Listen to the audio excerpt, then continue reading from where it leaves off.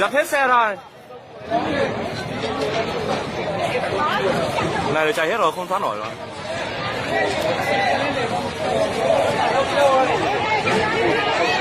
Tất cả ra ngoài tránh trường hợp nó nổ ấy. Chạy đây. Lại đây nó nổ bây giờ là một.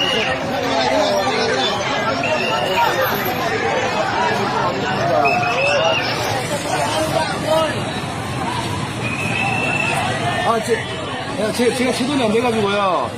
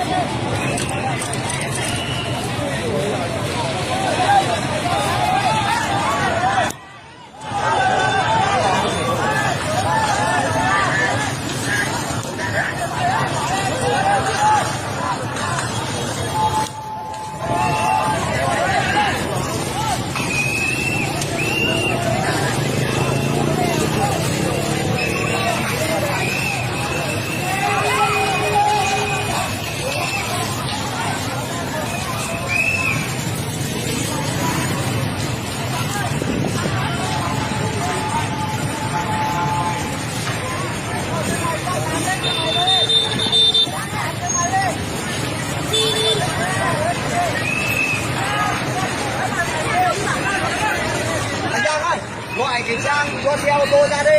Anh ơi, có ở đây lấy xe được không? Có ở đây lấy xe được không? Có. Dắt cái xe ở chỗ kia ra kìa. Có nó bức xạ nhiệt có chừng cháy ấy. Ở chỗ cổng bảo vệ kìa.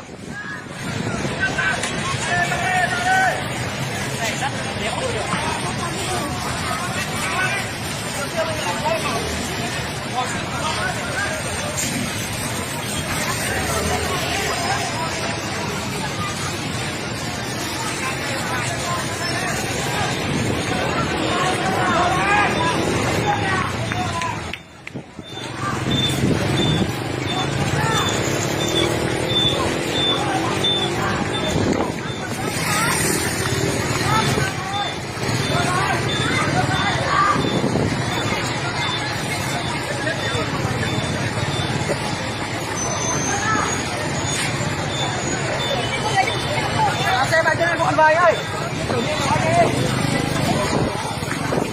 Anh ơi. Khe.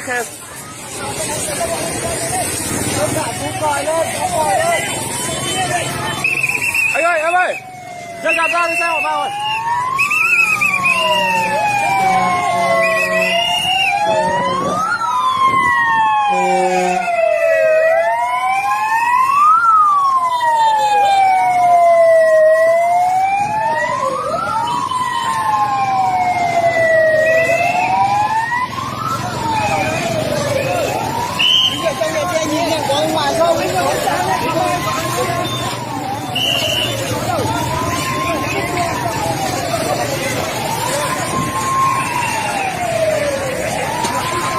Alo. Anh biết rồi, anh bảo sếp anh đang ở chờ đến xem. 공간이가 건물안이 있지 않습니까? 이쪽으로 해서 뒤편으로 뒤쪽도 올라오고 왼쪽으로 가고 되게 깁니다.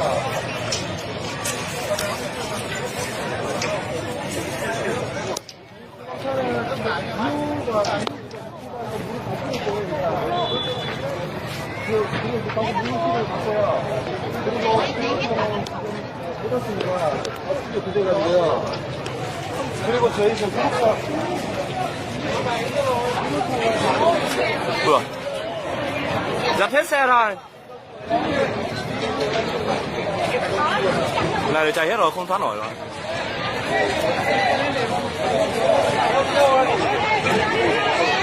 Tất cả ra ngoài tránh trường hợp nó nổ ấy. Chạy đây. lại đây nó nổ bây giờ là một.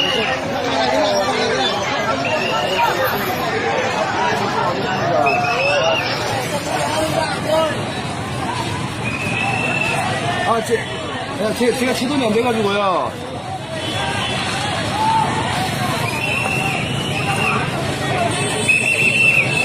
예.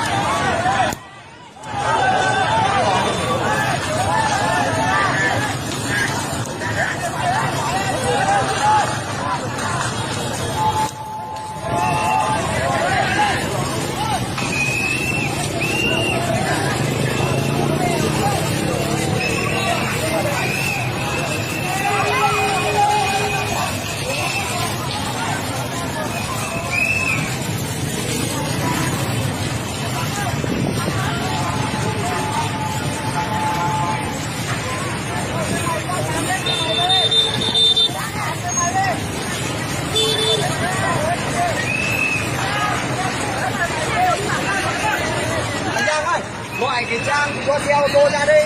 Anh ơi, có vào đây lấy xe được không? Có vào đây lấy xe được không? Dắt cái xe ở chỗ kia ra kìa. Có bức xạ nhiệt có chừng cháy ấy. Ở chỗ cổng bảo vệ kìa.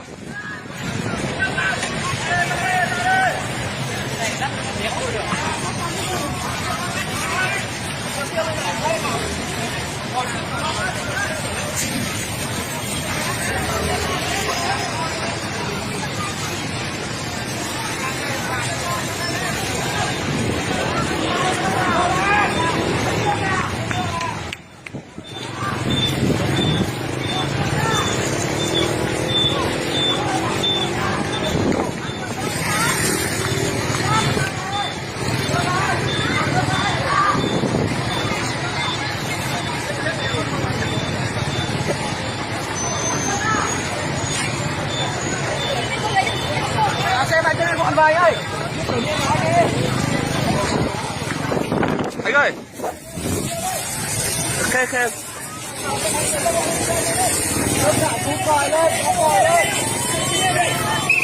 Anh ơi, em ơi. Chân gạt ra đi xe họ vào rồi.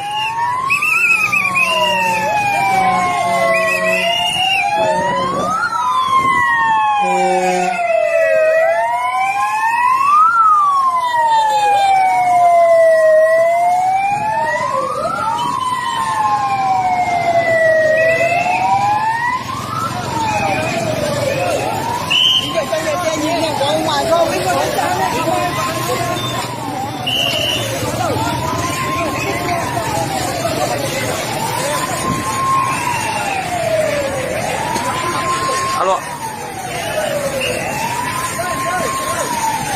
Anh biết rồi, anh bảo sếp anh đang ở chờ đến xem. 공간이가 건물안이 있지 않습니까? 이쪽으로 해서 뒤편으로 그쪽도 올라오고 여기도 가고 그런 중이다.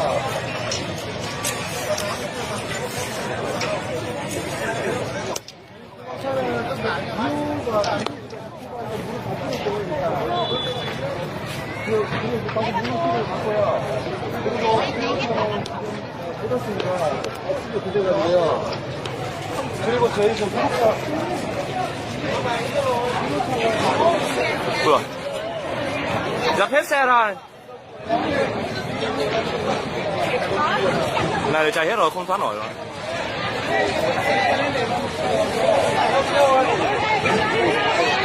Tất cả ra ngoài tránh trường hợp nó nổ ấy. Chạy đây. lại đây nó nổ bây giờ là một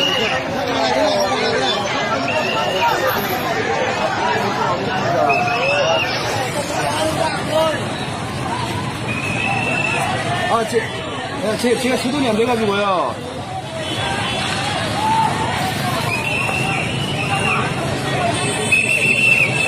예.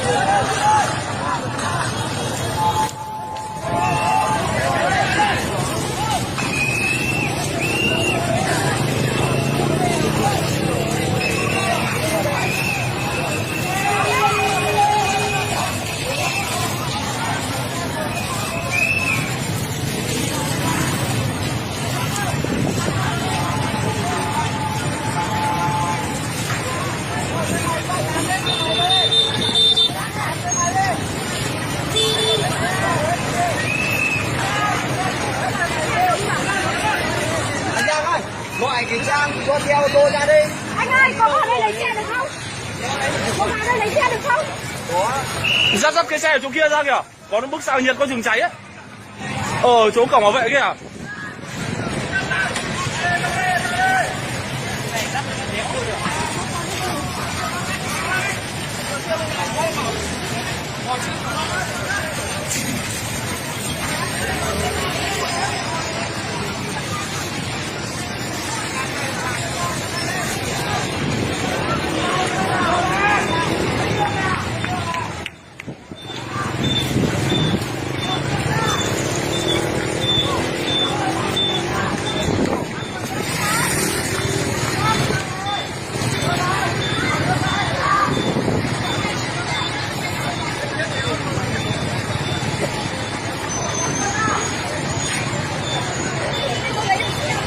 Xe vào cho nên gọn vào anh ơi. Anh ơi. Ok.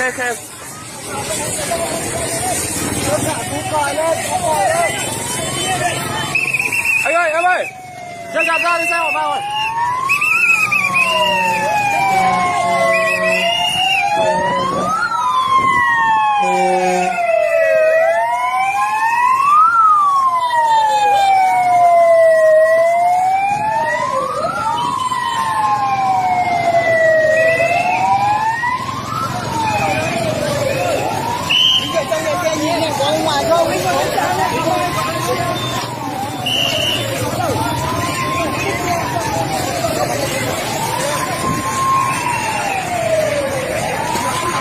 Alo. Anh biết rồi, anh bảo sếp anh đang ở giờ đến xem này. 공간이 나고 건물이다 보니까 이쪽으로 해서 뒤편으로 부시도 올라오고 여기도 가고 그런 집이다.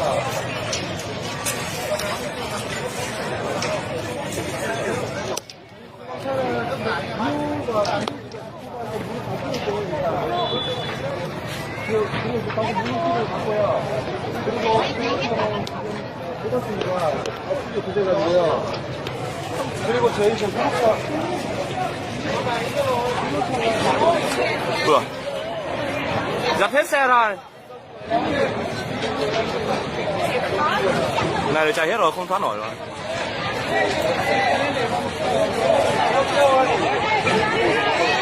Tất cả ra ngoài tránh trường hợp nó nổ ấy.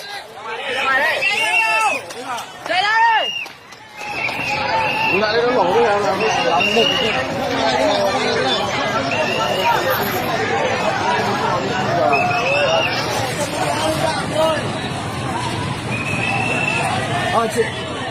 제가 시동이 안 돼가지고요.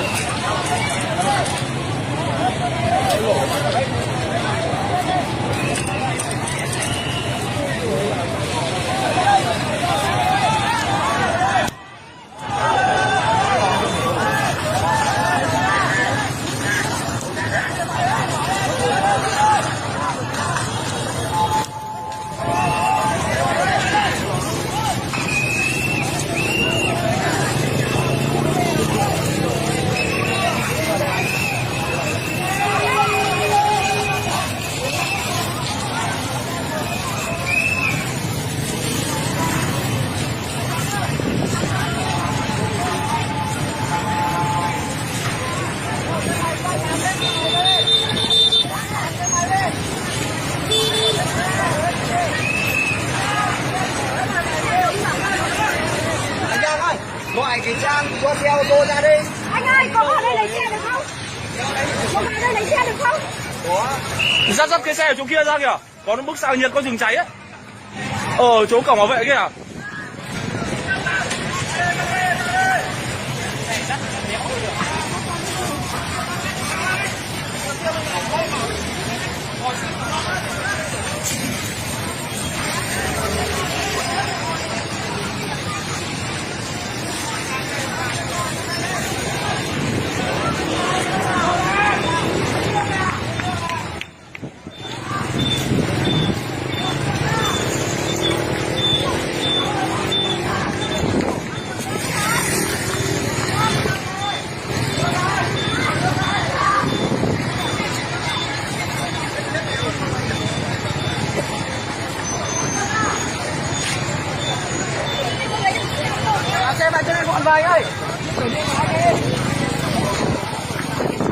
ơi. Khe khe.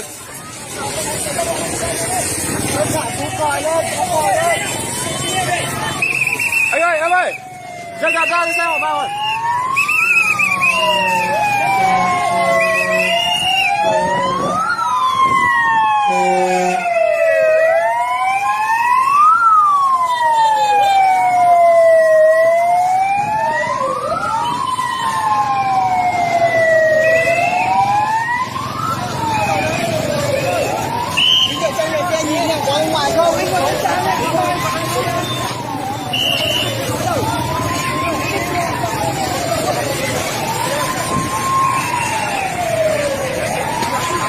Alo. Anh biết rồi, anh bảo sếp anh đang ở đến xem này. 공간이가 건물이 있다 보니까 이쪽으로 해서 불편을 불길도 올라오고 여기도 가고 굉장히 큽니다.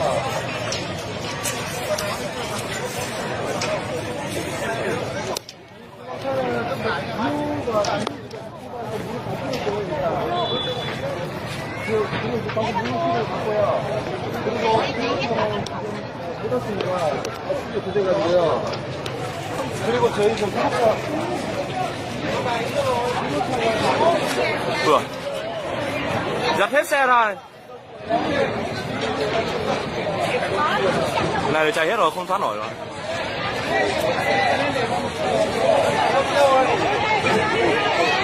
Tất cả ra ngoài tránh trường hợp nó nổ ấy. Chạy ra đây.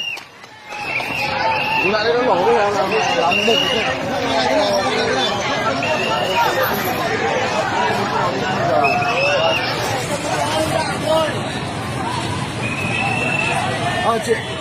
제가 수돈이 안 돼가지고요.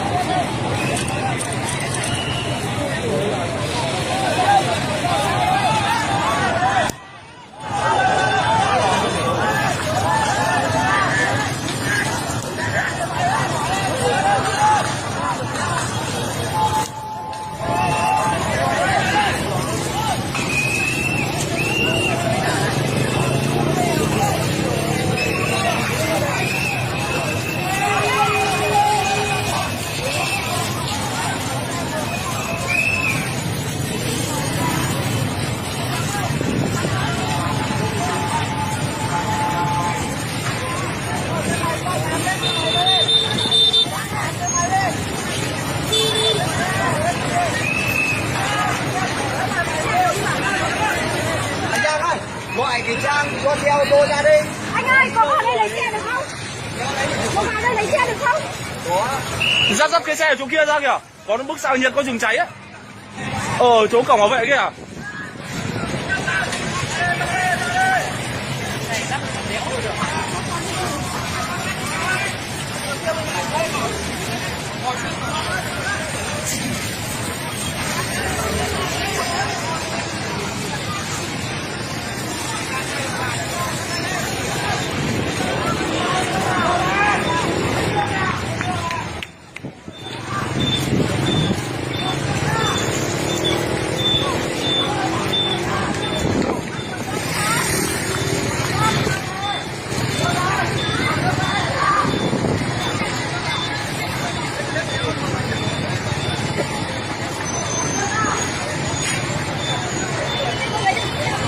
Xe vào trên gọn vầy ơi.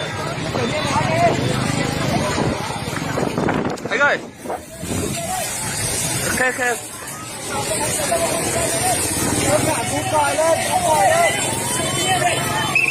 Anh ơi.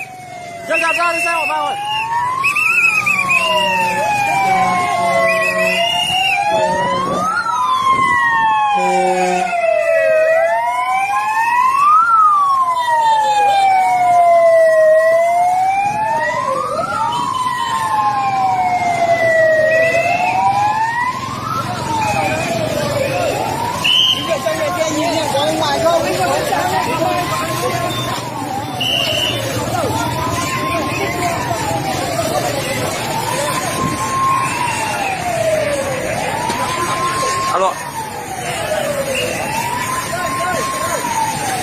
anh biết rồi, anh bảo sếp anh đang ở chờ đến sếp. 공간인가 그 건물안이 있지 않습니까? 이쪽으로 해서 그 불편을 이제 중심도 올라오고 여기도 가고 그런 게 있습니다.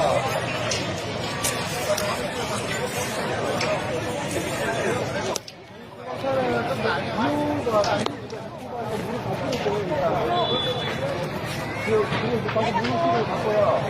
그리고 이렇습니다. 앞뒤로 두대가지고요. 그리고 저희 저 구독자 Ủa? Dập hết xe rồi.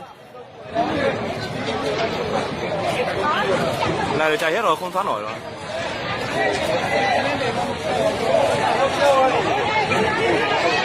Tất cả ra ngoài tránh trường hợp nó nổ ấy. Chạy ra đây. Đúng lại nó nổ bây giờ là làm một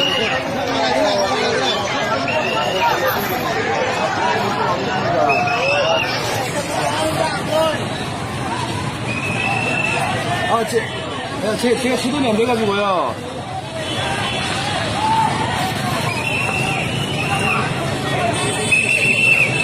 예.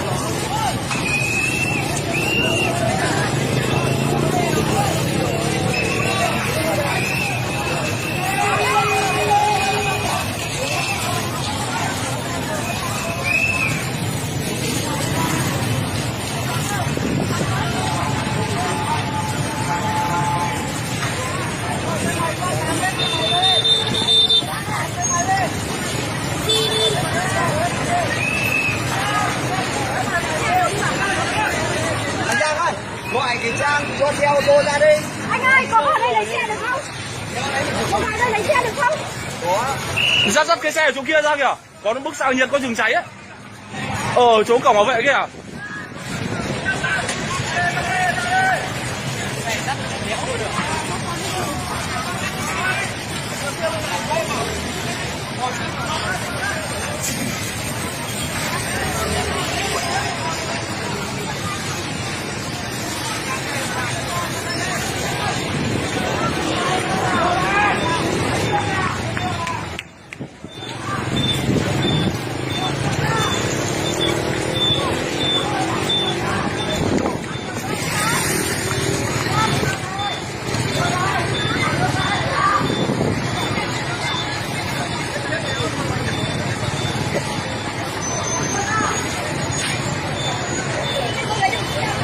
Xe vào trên gọn vài ơi. Anh ơi. Khe.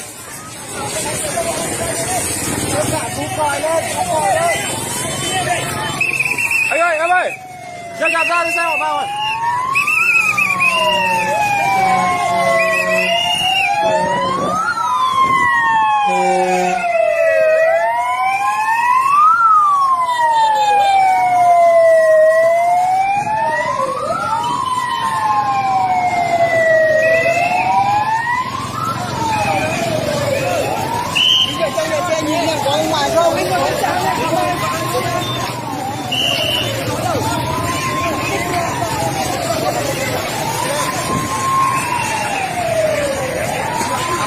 Alo.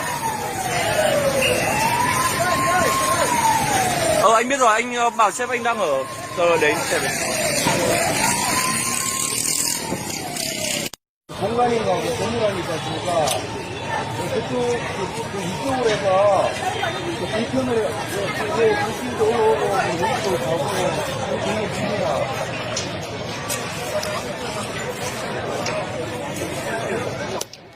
차는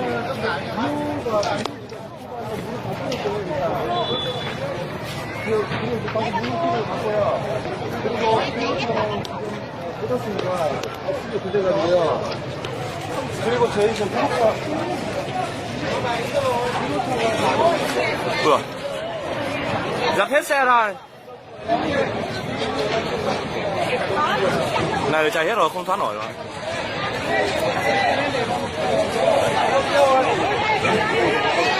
Tất cả ra ngoài tránh trường hợp nó nổ ấy. Chạy đây! lại đây nó nổ bây giờ là làm một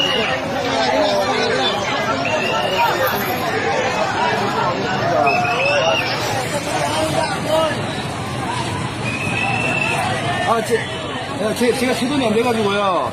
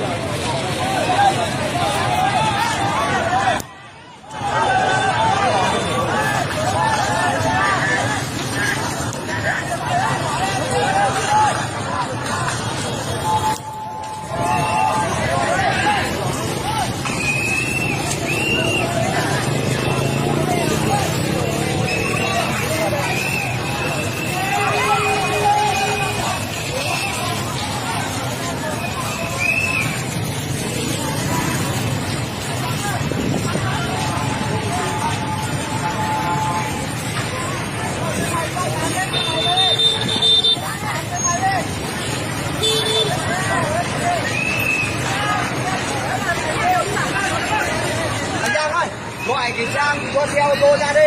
Anh ơi, có vào đây lấy xe được không? Có vào đây lấy xe được không? Dắt cái xe ở chỗ kia ra kìa. Có bức xạ nhiệt có rừng cháy ấy. Ở chỗ cổng bảo vệ kìa.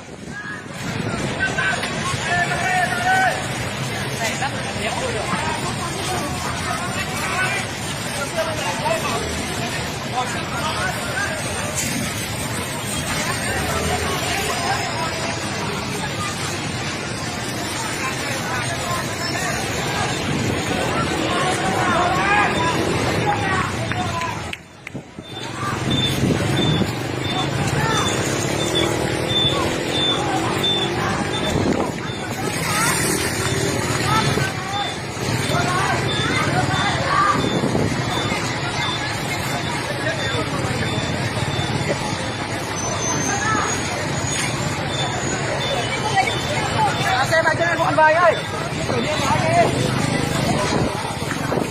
Anh ơi.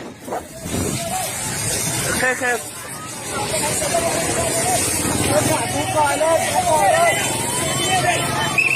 Anh ơi, em ơi. Dân ra đi xe của bao rồi.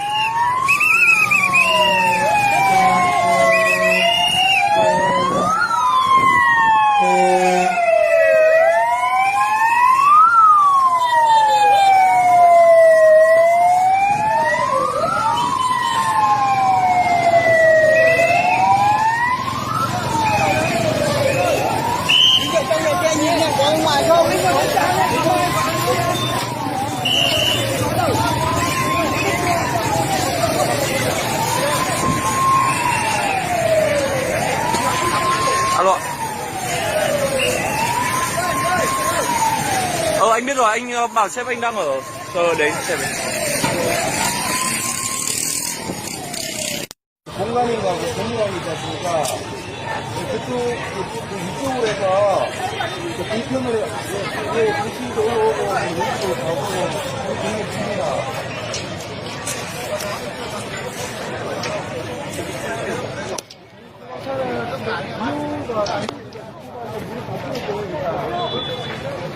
그리고 방금 물류기를 갔고요. 그리고 물류기는 뜯었으니까 없으게 그대가지고요. 그리고 저희 저 구독자 Vừa. Dắt hết xe rồi. Này chạy hết rồi, không thoát nổi rồi.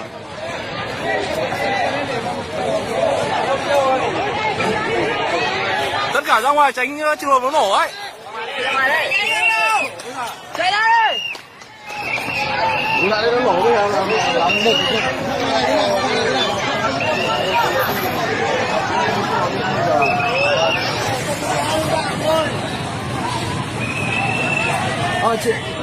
제가 제동이 안 돼가지고요.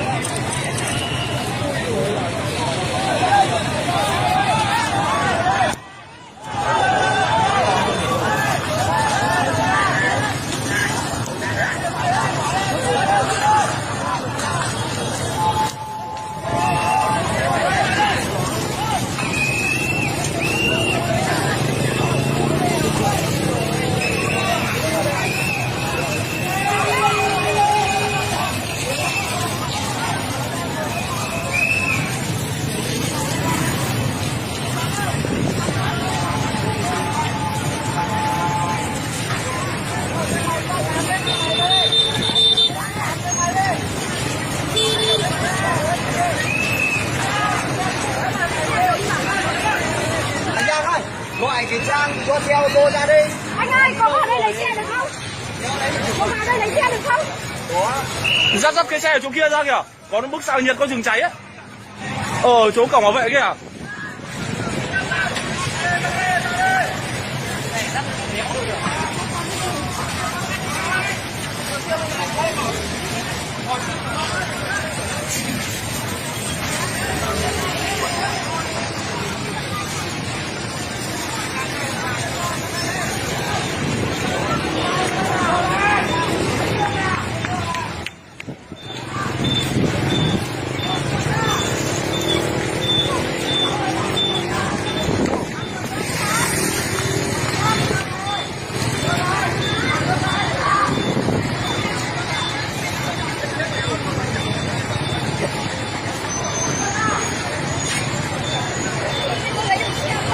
Xe vào trên gọn vào anh ơi. Anh ơi. Khe.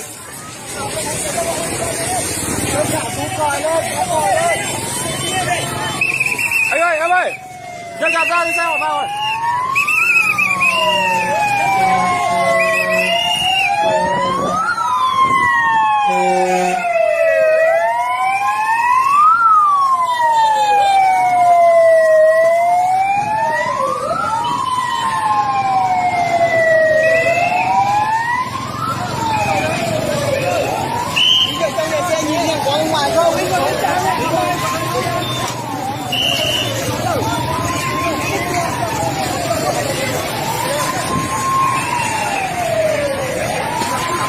Alo. Anh biết rồi, anh bảo sếp anh đang ở chờ đến xe về. 공간인가 건물안이 있지 않습니까? 그쪽 위쪽으로 해서 뒤편을 뒤편도 올라오고 왼쪽으로 가고 그런 있습니다.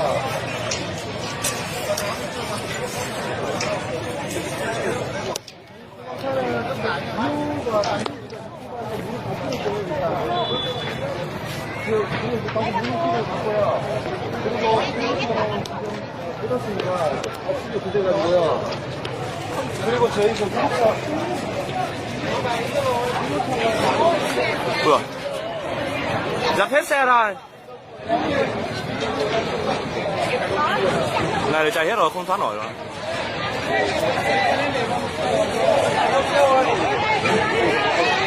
Tất cả ra ngoài tránh trường hợp nó nổ ấy.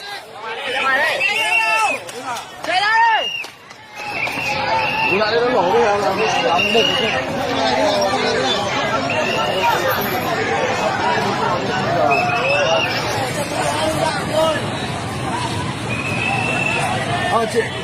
제가 지도이 안 돼가지고요.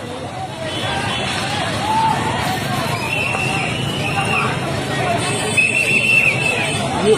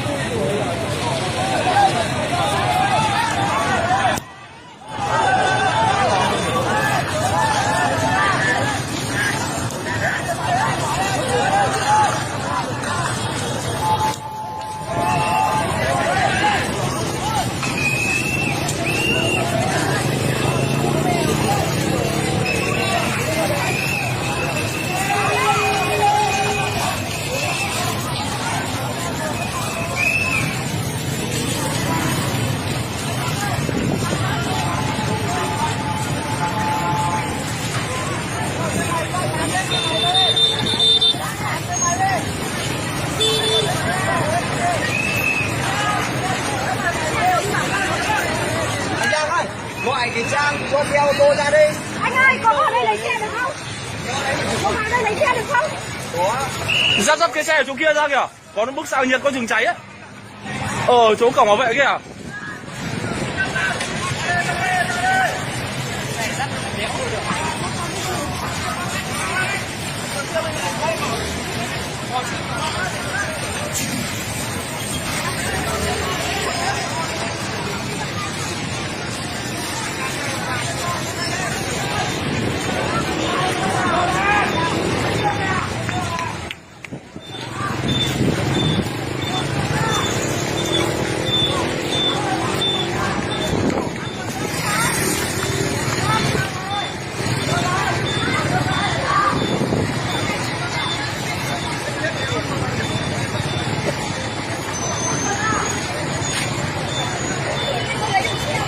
Xe bạn trên này gọn vầy ơi. Anh ơi. Khe.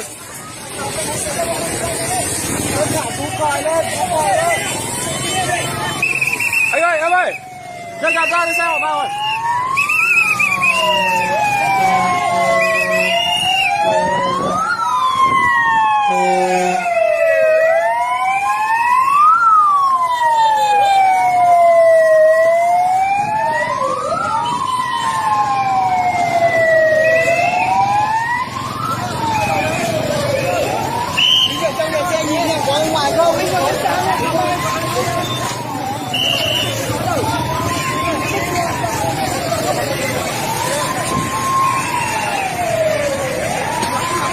Alo.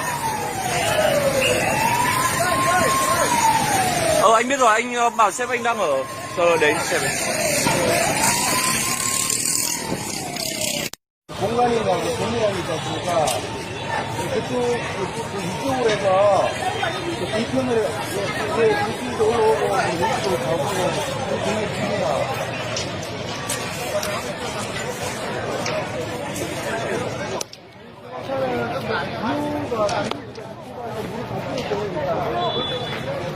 그리고 끝났습니다. 어떻게 부재가고요. 그리고 저희 지금 구독자 Vừa. Dắt hết xe rồi. Này để chạy hết rồi, không thoát nổi rồi.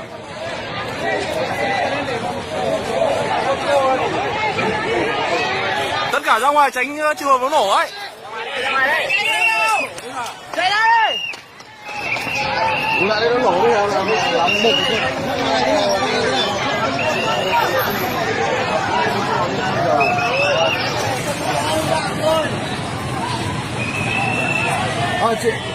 제가 시동이 안 돼가지고요.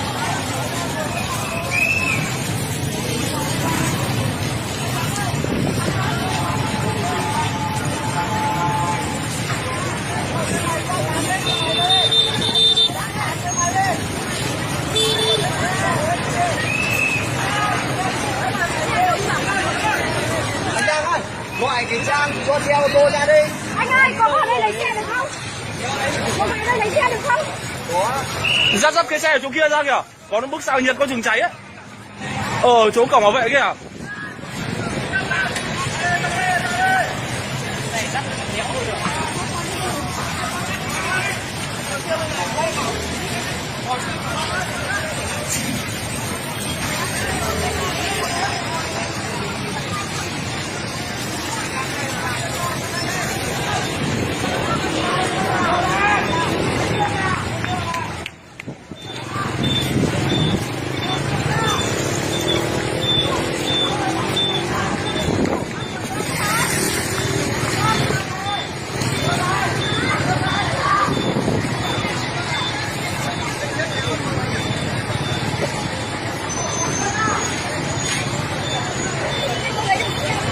Xe vào trên này gọn vầy ơi.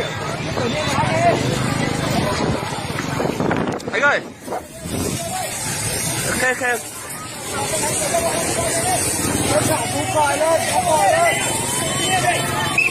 Anh ơi, em ơi. Chân gạt ra đi xe họ vào rồi.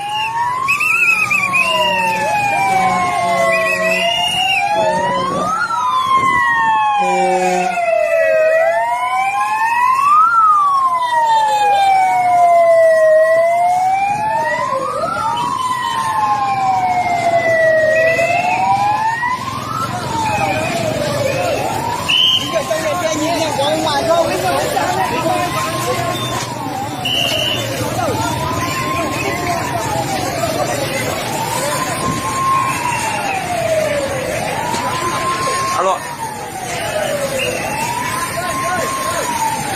Anh biết rồi, anh bảo sếp anh đang ở chờ đến. 공간이나 정리함이 있지 않습니까? 이쪽으로 해서 뒤편을 뒤쪽도 올라오고 여기도 가고 굉장히 큽니다.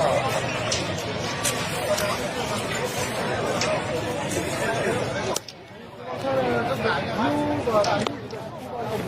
좀 이유가 그리고 방금 물을 갖고요. 그리고 해놨습니다. 수교 도돼가지고요. 그리고 저희 좀 구독자 Vừa. Dắt hết xe rồi. Này để chạy hết rồi, không thoát nổi rồi.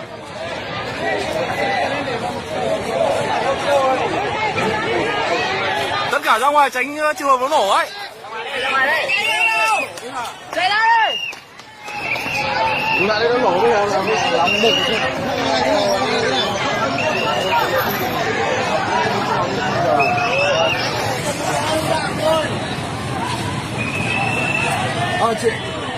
제가 시동이 안 돼가지고요.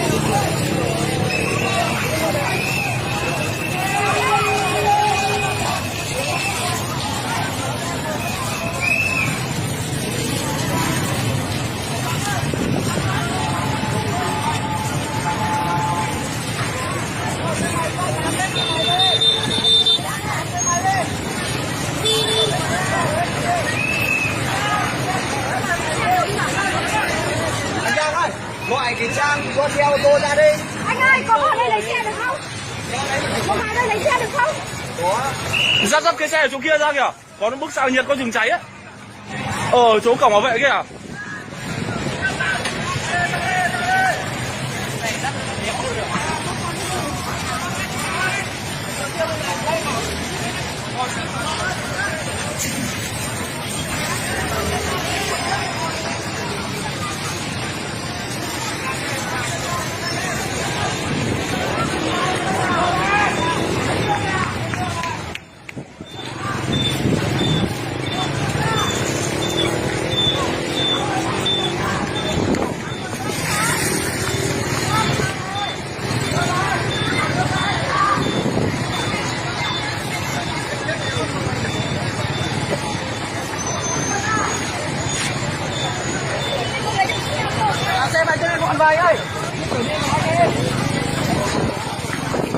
Anh ơi.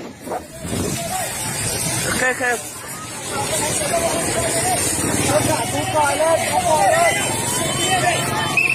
Anh ơi, em ơi. Ra đi xe hỏa vào ơi.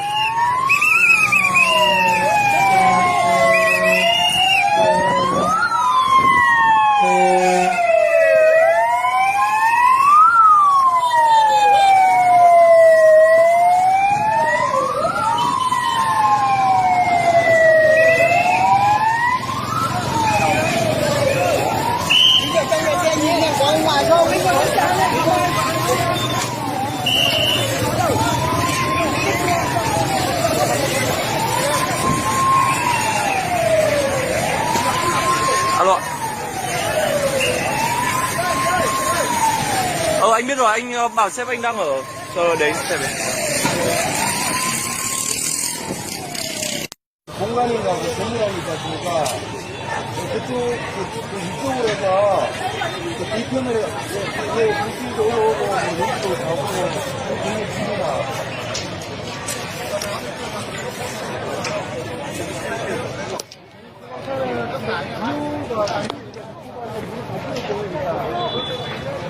그리고 방금 물을 갖고요. 그리고 해뒀으니까 어떻게 그대가지고요. 그리고 저희 지금 구독자 Vừa. Dập hết xe rồi. Này chạy hết rồi, không thoát nổi rồi.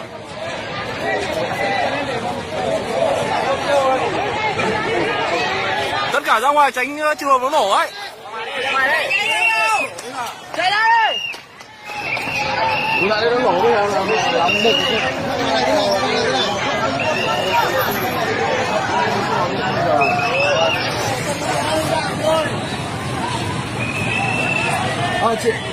제가 주돈이 안 돼가지고요.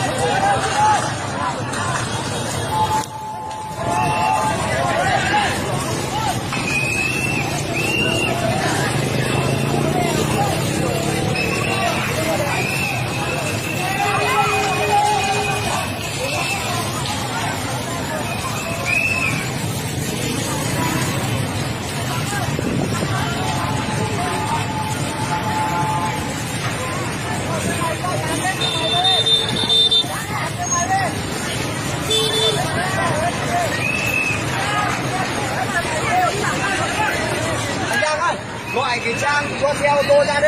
Anh ơi, có vào đây lấy xe được không? Có vào đây lấy xe được không? Ra dắt cái xe ở chỗ kia ra kìa. Có nó bức xạ nhiệt có chừng cháy ấy. Ở chỗ cổng bảo vệ kìa.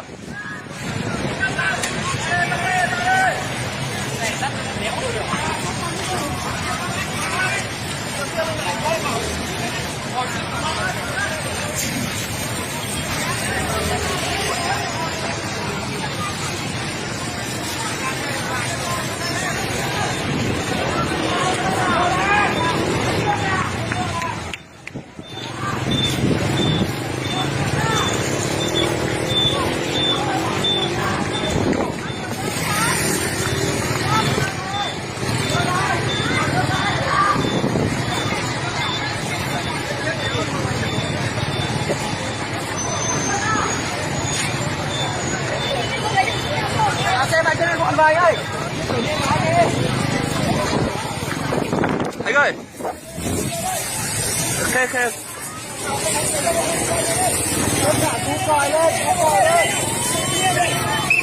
Anh ơi, em ơi. Ra đi xe hỏa vào ơi.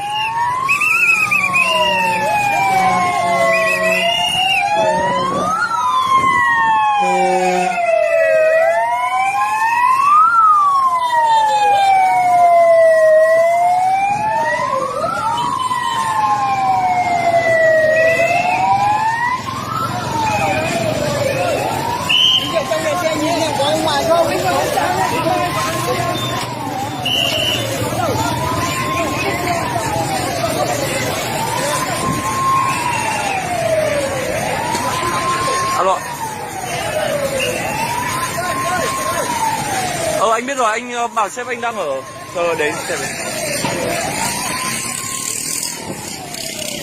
공간인가 건물안이 있지 않습니까? 이쪽으로 해서 뒤편으로 불길도 오고 여기도 가고 굉장히 깁니다.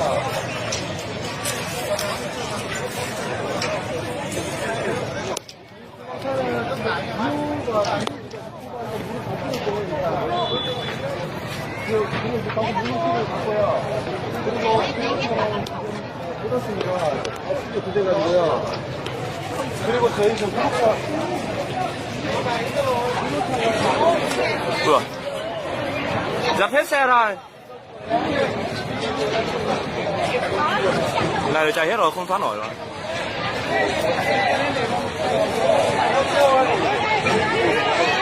Tất cả ra ngoài tránh trường hợp nó nổ ấy.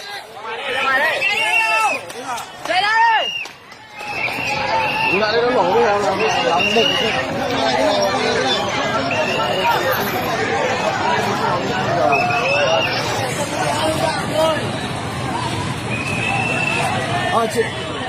제가 시동이 안 돼가지고요.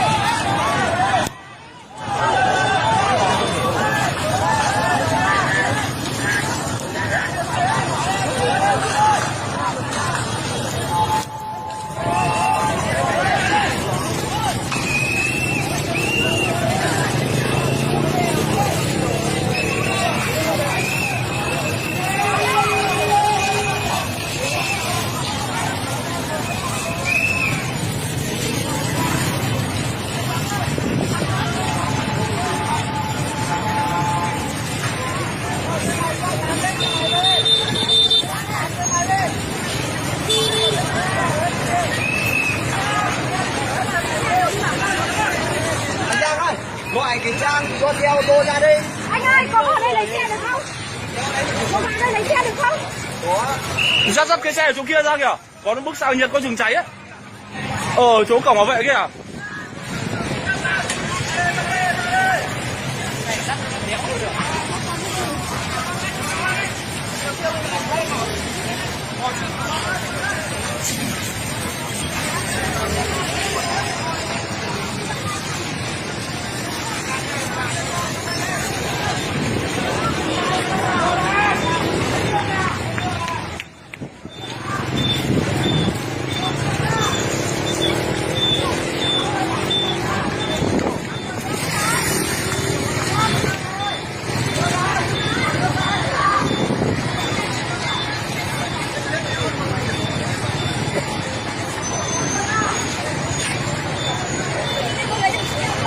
Xe vào trên bọn vầy ơi. Anh ơi. Khe khe.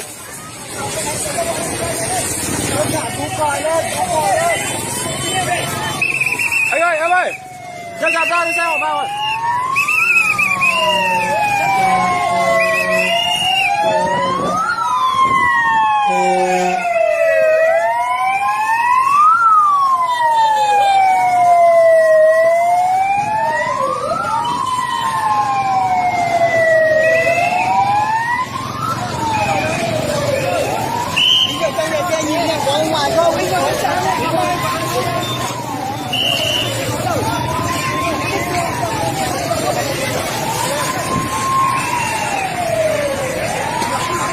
Alo.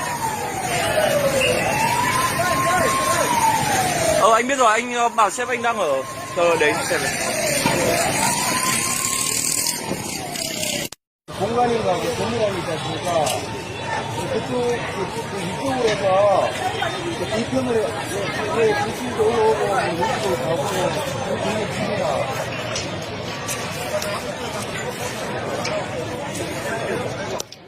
차는 좀 이유가 다시 물류실을 갔고요. 그리고 해줬으니까 수리 교대가지고요. 그리고 저희 지금 구독자 뭐야? 야, 패스해라. Này chạy hết rồi, không thoát nổi rồi.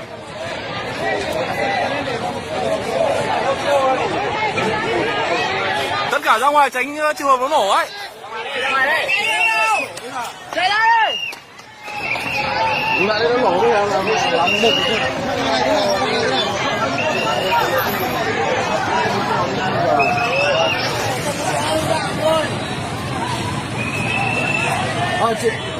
제가 시동이 안 돼가지고요.